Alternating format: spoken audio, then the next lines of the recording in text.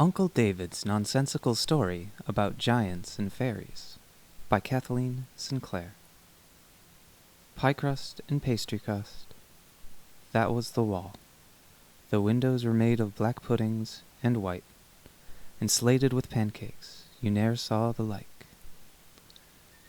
In the days of yore, children were not all such clever, good, sensible people as they are now. Lessons were then considered rather a plague. Sugar plums were still in demand. Holidays continued yet in fashion. And toys were not then made to teach mathematics, nor storybooks to give instruction in chemistry and navigation. These were very strange times, and there existed at that period a very idle, greedy, naughty boy, such as we never hear of in the present day. His papa and mamma were no matter who, and he lived no matter where. His name was Master No-Book, and he seemed to think his eyes were made for nothing but to stare out of the windows, and his mouth for no other purpose but to eat. This young gentleman hated lessons like mustard, both of which brought tears into his eyes, and during school hours he sat gazing at his books, pretending to be busy, while his mind wandered away to wish impatiently for dinner, and to consider where he would get the nicest pies, pastry, ices, and jellies, while he smacked his lips at the very thought of them. I think he must have been first cousin to Peter Grey, but that is not perfectly certain. Whenever Master No-Book spoke, it was always to ask for something, and you might continually hear him say, in a whining tone of voice, "Papa, may I take this piece of cake? Aunt Sarah, will you give me an apple? Mamma, do send me the whole plum pudding." Indeed, very frequently, when he did not get permission to gourmandize, this naughty glutton helped himself without leave. Even his dreams were like his waking hours, for he had often a horrible nightmare about lessons, thinking he was smothered with Greek lexicons, or pelted out of the school with a shower of English grammars. One night he fancied himself sitting down to devour an enormous plum cake, and all of a sudden it became transformed into a Latin dictionary. One afternoon, Master No-Book, having played truant all day from school, was lolling on his mamma's best sofa in the drawing-room with his leather boots tucked up on the satin cushions, and nothing to do but to suck a few oranges, and nothing to think of but how much sugar to put on them, when suddenly an event took place which filled him with astonishment. A sound of soft music stole into the room, becoming louder and louder the longer he listened, till at length, in a few moments, a large hole burst open in the wall of his room, and there stepped into his presence 2 magnificent fairies, just arrived from their castles in the air to pay him a visit. They had traveled all the way on purpose to have some conversation with Master No-Book, and immediately introduced themselves in a very ceremonious manner. The fairy Do-Nothing was gorgeously dressed, with a wreath of flaming gas round her head, a robe of gold tissue, a necklace of rubies, and a bouquet on her hand of glittering diamonds. Her cheeks were rouged to the very eyes, her teeth were set in gold, and her hair was of a most brilliant purple. In short, so fine and fashionable-looking a fairy never was seen in a drawing-room before. The fairy Teach-All, who followed next, was simply dressed in white muslin, with bunches of natural flowers in her light brown hair, and she carried in her hand a few neat small books, which Master No-Book looked at with a shudder of aversion. The 2 fairies now informed him that they very often invited large parties of children to spend some time at their palaces, but as they lived in quite an opposite direction it was necessary for their young guest to choose which it would be best to first visit. Therefore now they had come to inquire of Master No-Book whom he thought it would be most agreeable to accompany on the present occasion. "In my house," said the fairy Teach-all, speaking with a very sweet smile and a soft, pleasing voice, "you shall be taught to find pleasure in every sort of exertion, for I delight in activity and diligence. My young friends rise at 7 every morning, and amuse themselves with working in a beautiful garden of flowers, rearing whatever fruit they wish to eat, visiting among the poor, associating pleasantly together, studying the arts and sciences, and learning to know the world in which they live, and to fulfill the purposes for which they have been brought into it. In short, all our amusements tend to some useful object, either for our own improvement or for the good of others, and you will grow wiser, better, and happier every day you remain in the palace of knowledge."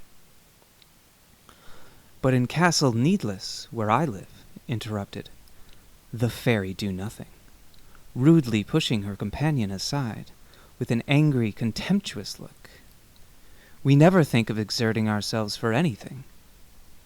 You may put your head in your pocket and your hands in your sides as long as you choose to say. No one is ever even asked a question, that he may be spared the trouble of answering. We lead the most fashionable life imaginable, for nobody speaks to anybody. Each of my visitors is quite an exclusive, and sits with his back to as many of the company as possible, in the most comfortable armchair that can be contrived. There, if you are only so good as to take the trouble of wishing for anything, it is yours, without even turning an eye round to look where it comes from. Dresses are provided of the most magnificent kind, which go on themselves without your having the smallest annoyance with either buttons or strings. Games which you can play without an effort of thought, and dishes dressed by a French cook, smoking hot under your nose from morning till night, while any rain we have is either made of sherry, brandy, lemonade, or lavender water. And in winter it generally snows iced punch for an hour during the forenoon. Nobody need be told which fairy Master No-Book preferred. And quite charmed at his own good fortune in receiving so agreeable an invitation, he eagerly gave his hand to the splendid new acquaintance who promised him so much pleasure and ease, and gladly proceeded in a carriage lined with velvet, stuffed with downy pillows, and drawn by milk-white swans, to that magnificent residence, Castle Needless, which was lighted by 1,000 windows during the day, and by 1,000,000 lamps every night.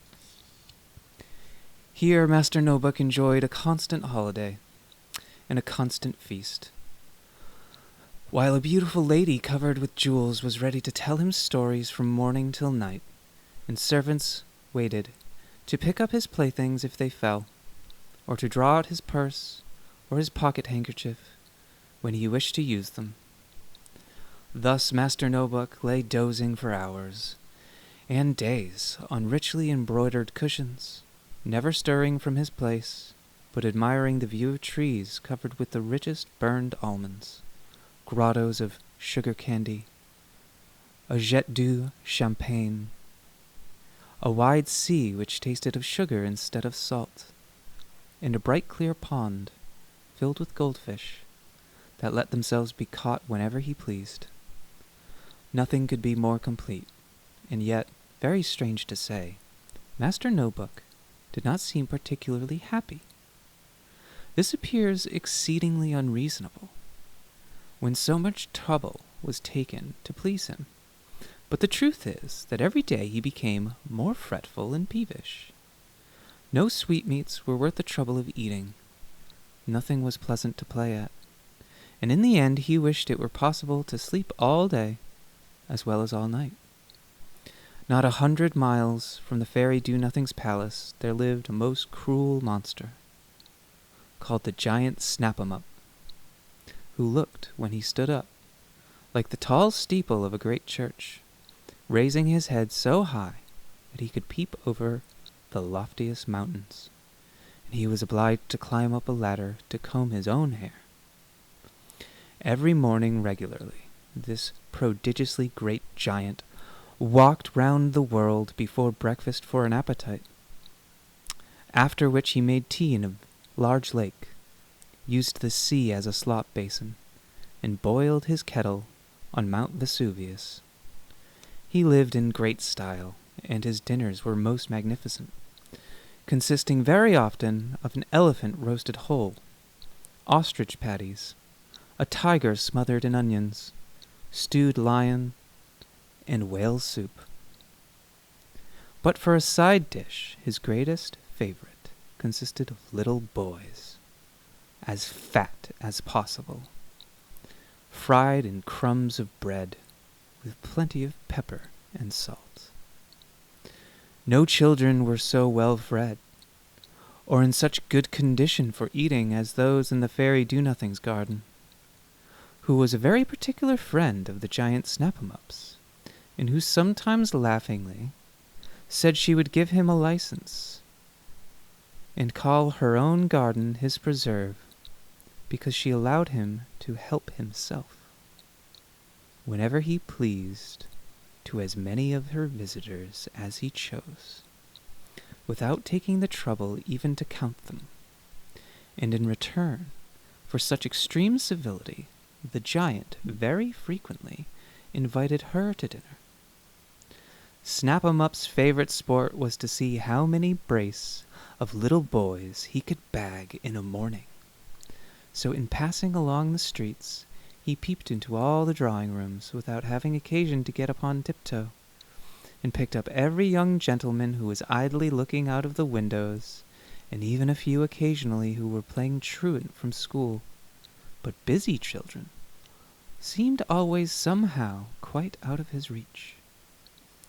One day, when Master No-Book felt even more lazy, more idle, and more miserable than ever, he lay beside a perfect mountain of toys and cakes, wondering what to wish for next, and hating the very sight of everything and everybody. At last he gave so loud a yawn of weariness and disgust that his jaw fell very nearly out of joint, and then he sighed so deeply that the giant Snap-'em-Up heard the sound as he passed along the road after breakfast, and instantly stepped into the garden with his glass at his eye to see what was the matter.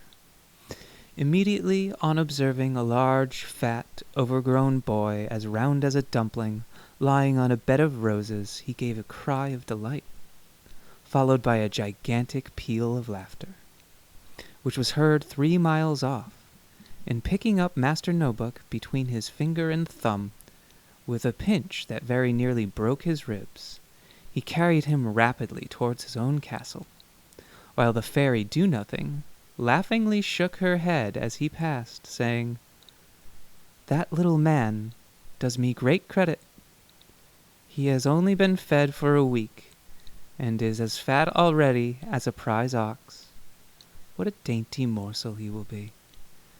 When do you dine today, in case I should have time to look in upon you?" On reaching home, the giant immediately hung up Master No-Book by the hair of his head on a prodigious hook in the larder, having first taken some large lumps of nasty suet, forcing them down his throat to make him become still fatter, and then stirring the fire, that he might be almost melted with the heat, to make his liver grow larger. On a shelf quite near, Master No-Book perceived the dead bodies of 6 other boys, whom he remembered to have seen fattening in the Fairy Do-Nothing's garden, while he recollected how some of them had rejoiced at the thoughts of leading a long, useless, idle life, with no one to please but themselves. The enormous cook now seized hold of Master Norbuck, brandishing her knife with an aspect of horrible determination, intending to kill him, while he took the trouble of screaming and kicking in the most desperate manner, when the giant turned gravely round and said that as pigs were considered a much greater dainty when whipped to death than killed in any other way, he meant to see whether children might not be improved by it also. Therefore she might leave that great hog of a boy till he had time to try the experiment, especially as his own appetite would be improved by the exercise. This was a dreadful prospect for the unhappy prisoner, but meantime it prolonged his life a few hours, as he was immediately hung up in the larder and left to himself. There, in torture of mind and body, like a fish upon the hook, the wretched boy began at last to reflect seriously upon his former ways, and to consider what a happy home he might have had if he could have only satisfied with business and pleasure succeeding each other, like day and night, while lessons might have come in as a pleasant sauce to his play hours, and his play hours as a sauce to his lesson. In the midst of many reflections, which were all very sensible, though rather too late, Master No-Book's attention became attracted by the sound of many voices laughing, talking, and singing, which caused him to turn his eyes in a new direction, when, for the first time, he observed that the fairy Teach-all's garden lay upon a beautifully sloping bank, not far off. There a crowd of merry, noisy, rosy-cheeked boys were busily employed, and seemed happier than the day was long, while poor Master No-Book watched them during his own miserable hours, envying the enjoyment with which they raked the flower borders, gathered the fruit, carried baskets of vegetables to the poor, worked with carpenter's tools, drew pictures, shot with bows and arrows, played at cricket, and then sat in sunny arbors, learning their tasks, or talking agreeably together, till at length, a dinner bell having been rung, the whole party sat merrily down with hearty appetites and cheerful good humor to an entertainment of plain roast meat and pudding, where the fairy Teach-all presided herself, and helped her guests moderately, to as much as was good for each. Large tears rolled down the cheeks of Master No-Book while watching this scene, and remembering that if he had known what was best for him, he might have been as happy as the happiest of these excellent boys, instead of suffering ennui and weariness, as he had done at the fairy Do-nothing's, ending in a miserable death. But his attention was soon after most alarmingly roused by hearing the giant Snap-'em-up again in conversation with his cook, who said that if he wanted a good large dish of scalloped children at dinner, it would be necessary to catch a few more, as those he had already provided would scarcely be a mouthful. As the giant kept very fashionable hours and always waited dinner for himself till 9 o'clock, there was still plenty of time. So, with a loud grumble above the trouble, he seized a large basket in his hand and set off at a rapid pace toward the fairy Teach-all's garden. It was very seldom that Snap-'em-up ventured to think of foraging in this direction, as he never once succeeded in carrying off a single captive from the enclosure. It was so well fortified and so bravely defended.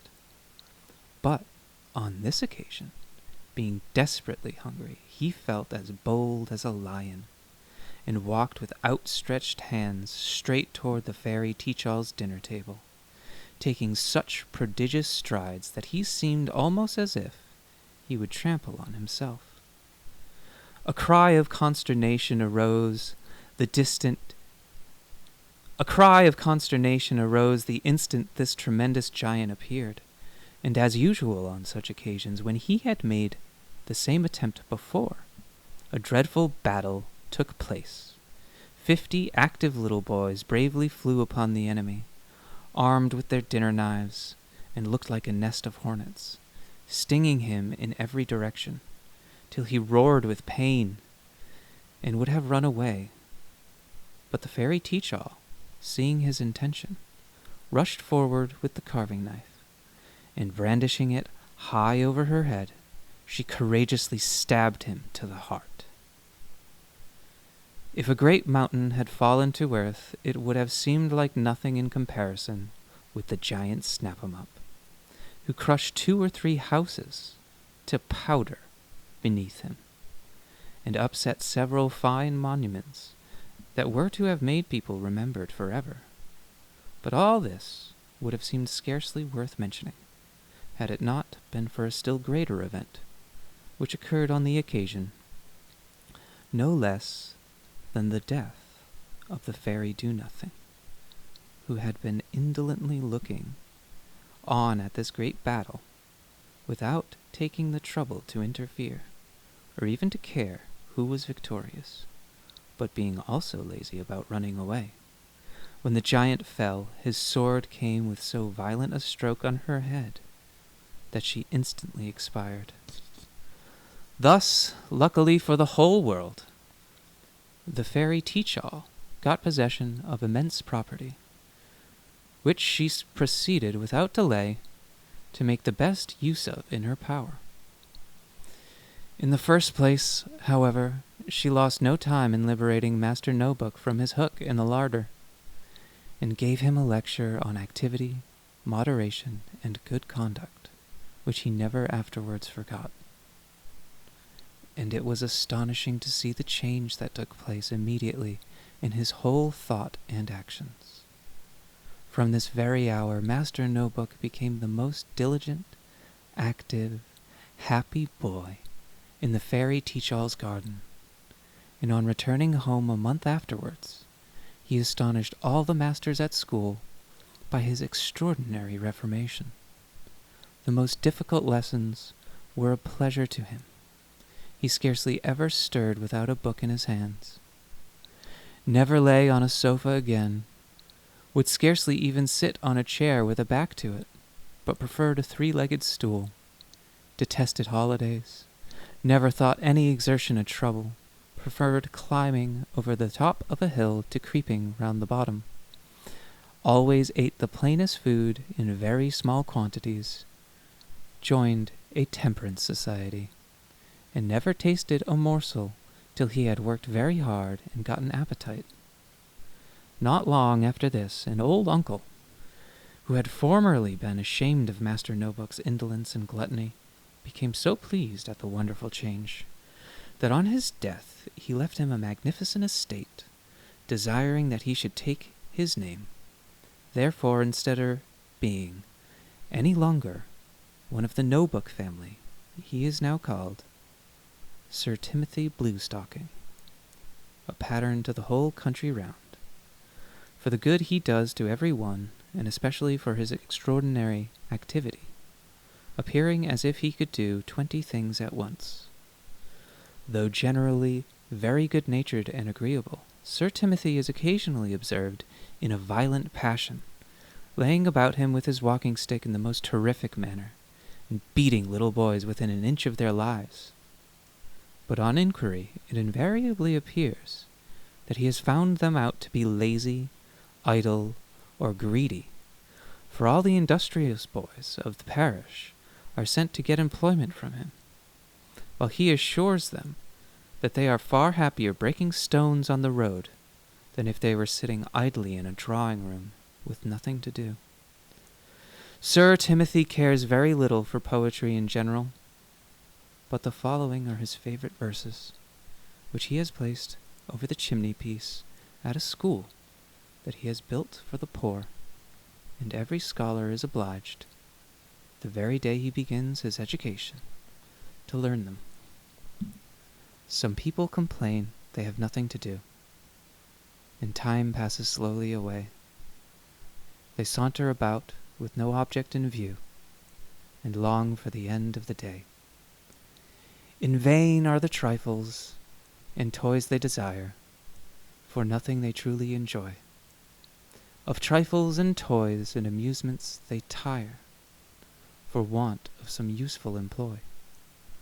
Although for transgression the ground was accursed, yet gratefully man must allow 'twas really a blessing which doomed him at first to live by the sweat of his brow.